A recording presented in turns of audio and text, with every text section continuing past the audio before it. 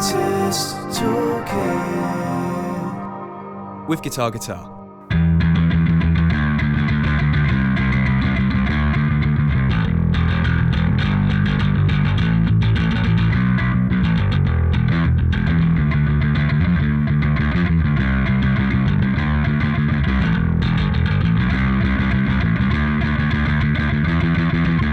Hi, this is Becky Baldwin. I'm here at Guitar, and this is my Artist Toolkit. Today I'm going to talk to you about picking hand technique for bass players, especially if you prefer fingerstyle bass playing rather than playing with a plectrum. So I primarily play rock and metal, and I'm a fingerstyle bass player, whereas a lot of modern players tend to use a plectrum. So I'd like to talk to you about exactly what kind of techniques and ways that I've practiced fingerstyle bass playing to make it lend itself more to metal styles and this sort of thing. So my technique uses 2 fingers. A lot of other bass players I've seen use 3 or maybe even 4, like Billy Sheehan. I'm pretty sure he uses all of his fingers all for picking. And I do use my whole hand, I'd say, but they're doing different things. So, you know, my thumb is always anchoring. These fingers, my ring finger and little finger, are muting other strings. So every part of the hand is being used, but it's just 2 fingers for picking. A lot of people also use like the 3 thing where they're doing that kind of thing. I find that a bit, I don't know, a little bit difficult because you're usually, if you're doing this, that feels natural, but the other way around feels kind of weird. So you'd normally be starting with the ring finger if you're doing it this way, but this is normally the weakest finger. Like I think the way it's all connected with all the tendons and muscles and stuff, it's sharing things with your little finger, so it doesn't have as much control and dexterity and strength as these 2 fingers. You know, if you're kind of walking with those 2, always alternating, you can get a lot of speed and a lot of strength just with those fingers, playing all different kinds of like intense metal bass lines. And so yeah, just work with them, and I think it should be all you need. I'm going to show you some different ways to practice those things. So when you're practicing this or thinking about practicing, you should first try to identify which is your leading finger or your strongest finger when you're picking, because a lot of people will start with just their index finger, play loads of stuff just like that. This is important for 2 reasons. So firstly, because you want to bring the strength of the weaker finger up and start using it more to kind of make them more balanced.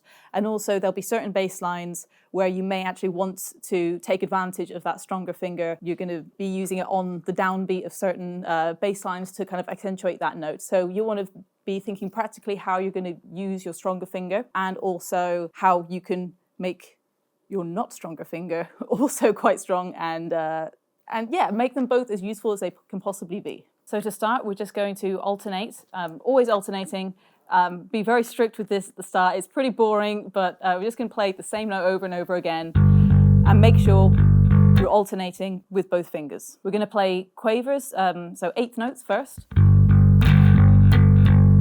And then we think, okay, we're going to try and accent with the stronger finger first. For me, this is my middle finger actually ended up becoming stronger than the index finger. So I'm going to start with that one and do an accent and on that one, and then leave the other one slightly quieter. So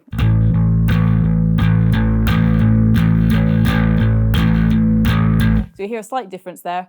And then maybe I'll try and switch it around and try accent with my weaker finger, which is my index finger. So we do that one first.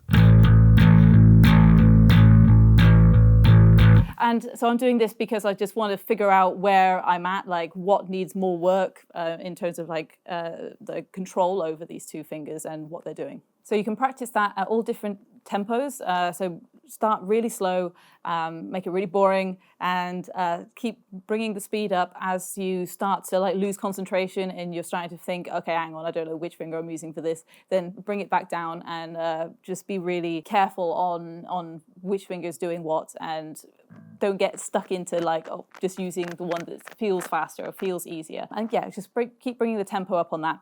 And the next one we're going to do is we're going to try a gallop, which is technically an 8th note and then 2 16th notes. So you've got one slightly longer and then 2 quicker notes in succession, and then those 2 notes will go quickly into the next note. So you've ended up got 3 in a row.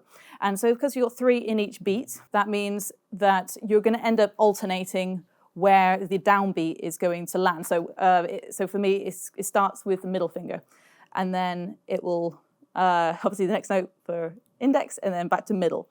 So if I was to alternate completely, then it would next have to go, the next downbeat would be on the index finger. So that is actually what we want to practice. We want to try doing that. When I used to do gallops, it used to be the other way. It used to always lead with my middle finger, which is my strongest finger. So it used to be like, which, was fun. But when it got to a certain speed, there was a kind of wall that I hit with the kind of speed that I could do and like the stamina that I had, because this finger was just doing so much more work and the other one was just kind of following along. But if I worked on both, getting these both up to speed, then I could just do a lot more with it. So it takes a lot more concentration. And so we're going to start with middle, and then it's going to kind of switch between. So like.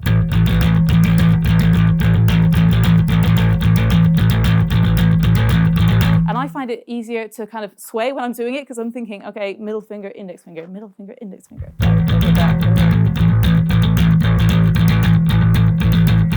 So yeah, practice that, and I think that's going to help you really think about where these accents are going in and being very strict on alternating all the time. So always remember when you are practicing these kind of things where you're doing a long session and you're playing quite hard, because this is like an aggressive kind of music, and you're playing quite fast, to pay attention to your body, try not to have any tension in your arm. If it is starting to cause any discomfort, then stop and take a break for a while, because the damage you can cause from doing this too much and doing it through the pain is just not worth it. So far, we've talked about building the speed, strength, and stamina to do this kind of thing. We've talked about how to most efficiently choose which fingers you're going to use for each note that you're going to strike. Next, we're going to talk about dexterity, which is another big part that I think often fingerstyle bass players can struggle with. And so a big part of that is muting, where I think a lot of pick players may kind of use their palm quite a bit for muting, and then like things are already kind of in the right area there. If you're playing by fingerstyle, your hand's probably going to be up here, so you've got to think about how you're going to mute the strings that you don't want to ring out. So for me, one of the most commonly used ones that I use is to mute the string behind. So if I'm playing the A string, for example, the E string will get muted after I've plucked the string. So once I pluck it, I'm going straight through the string and landing on the E string below it. So there's always contact going on there between my finger and the E string below it. So if I was picking like this, like away from the bass, if I was moving from E to A, then it would just ring out. But if I kind of keep that pressure back and mute that string, then it's not going to ring out. Also, it'll be a little bit more efficient for the effort that you're putting in, because if you're kind of picking outwards like this, you're kind of moving your finger quite a lot, and there's nothing that's kind of stopping it from moving. Whereas if you're just doing this small movement here, where it's being stopped by something and almost being bounced back by it, then yeah, it should keep it like always in the right space for keeping that momentum going. Some of you might not need to use this one because you're already using the traveling thumb method, which is the one where you every time you move up a string, you bring your thumb along with you on the string behind and do this.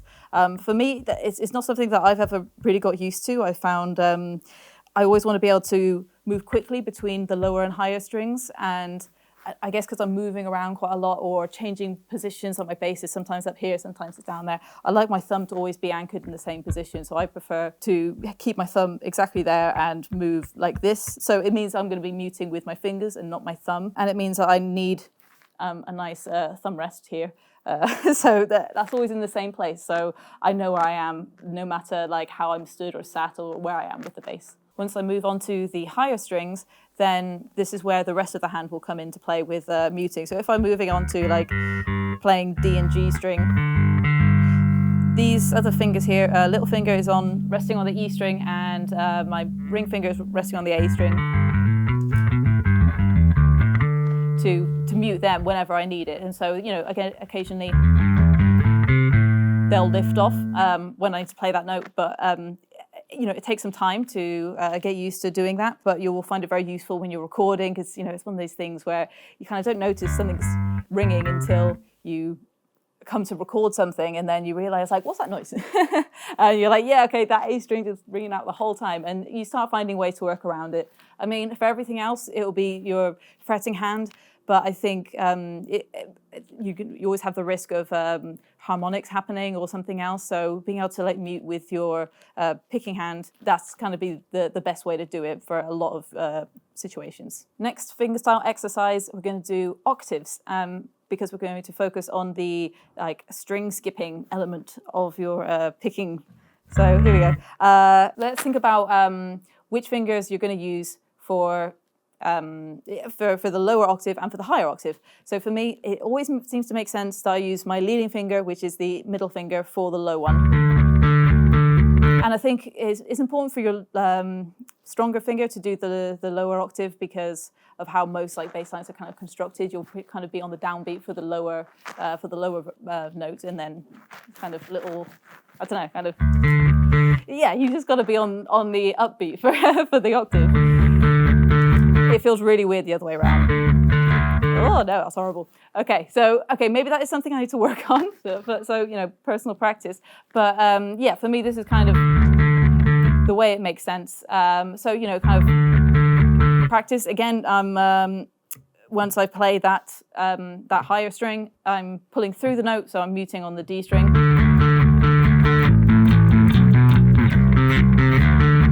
So that will be a really good thing to practice.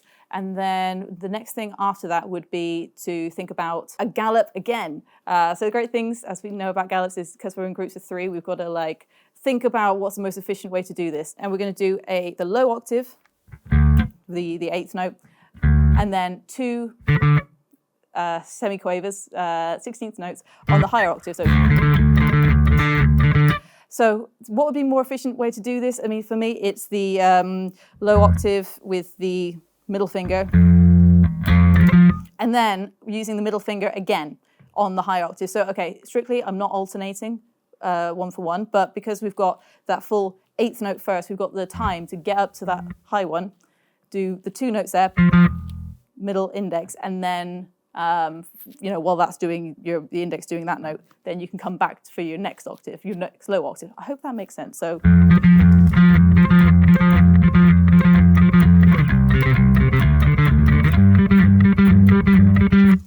that makes more sense to me. The other way around, I don't even know if I could even do it. So let's just not do that.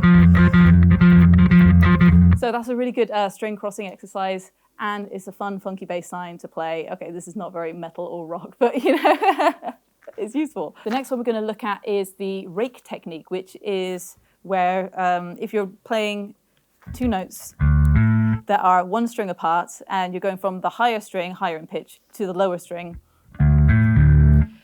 then you're going to do it in one stroke rather than strictly alternating. You'd go, hang on. Like this. I mean, how I do it with my octaves would be index on the higher one, middle on the lower one, which would be kind of weird. But it's not the most efficient way you could do this when you could have one stroke that does both.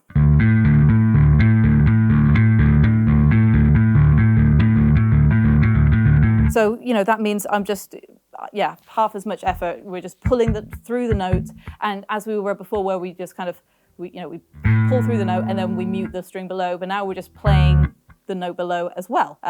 So, you know, it's a bit more, you've got to think about the timing a little bit more because you have to get used to where you're like stopping on the note and then going again at the right time. But it's definitely a much more efficient way to do it. So that's called a rake. So, and you can extend it more to when you're doing it like that octave, fifth, and root. That's just a kind of handy way to get around from a higher string to a lower string. And so I use this quite a bit in loads of bass lines. One of the Fury ones, I think it's in When the Hammer Falls. So the bass line's like, but because of that pattern, you've got, you know, you'd be like middle, middle, index, middle, middle, index, middle, middle. Yes, that's right. Because we've ended on the middle there, we'll have to then do the next phrase starting with index finger, which hopefully I can do. Yeah, so you have to like actually think about this.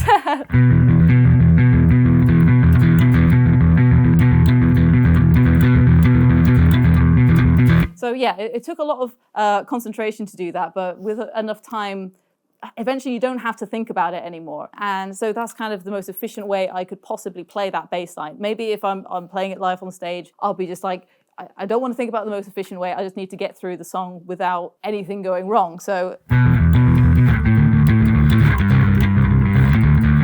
I mean, there I completely changed several times. But the point is that that I can do whatever is needed for when I need to change it up. Like if I start with my middle finger and it's like, oh, that doesn't feel right, I'll switch to my index finger.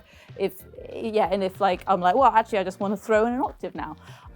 I can just call on any of either of the two fingers that I'm using at any point and still get a note that's going to sound good. It's going to be clear enough. It's not going to fumble through it. And I can rely on the other fingers to keep muting behind those strings whenever I need to. And that's why we do all this practice with a metronome and doing these very tedious little exercises. So I think that's pretty much it, I think.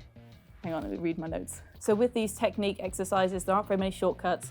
But they will help to work on your speed, strength, dexterity and stamina of your bass playing. And I really hope it will help you make those rock and metal bass lines more achievable. Thanks for watching and thanks to Guitar Guitar for putting this on. I'm Becky Baldwin and this was my Artist Toolkit. That's the one. Bam. That's the one. Bam, bam, bam. I did it.